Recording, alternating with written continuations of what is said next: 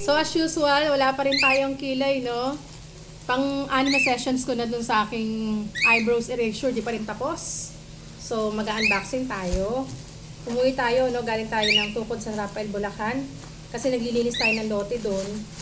Pero umuwi lang ako saglit kasi para i-check yung aking mga parcels. Kung dumating, ibinili natin kay Ate Belle at saka kay Kuya Fritz yung mga parcels, no? Sila ang tao dito sa bahay natin sa Muson. Nung nagkaroon ng oil hikes, oil crisis, no? Doon ako nagsimulang mag-order sa online para sa ating mga stock. So, nag-order ako ng dark chocolates. Siyempre, pang stock talaga to, no? Umorder ako ng 2, 4, 6. Noong nakaraan kasi nag-order ako 4 na piraso. Nagustuhan ng mga anak ko. Kasi hindi talaga siya matamis. As in, pure cocoa siya, no? 80% pure cocoa, then no sugar siya. Dark chocolate, isa sa mga isasama natin sa ating stock. And then, kakapanood ko sa Facebook ng mga page na nagkakaning. Yan yung kaning, ini-stock ni preserve nila yung mga foods.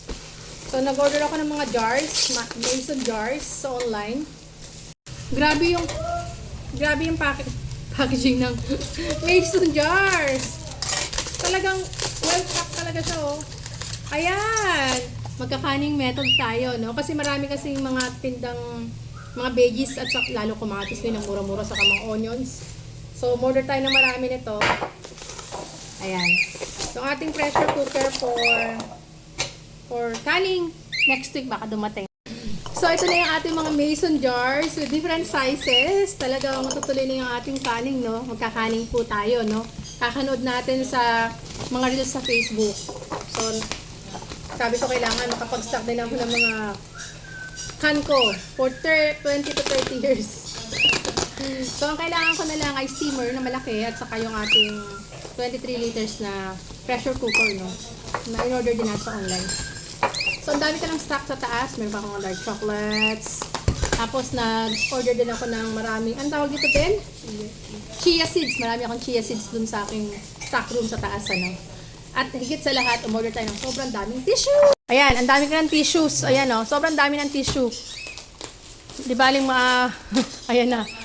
Di ba, ang dami nating tissue. Ito, kinukuha pa ni Belle, oh. Itong ating mason jars, try out lang naman to. Kaya nag-order lang ako ng ilang piraso. 3, 6, 9, 11. 11 cans lang muna, no? Kasi experiment lang muna.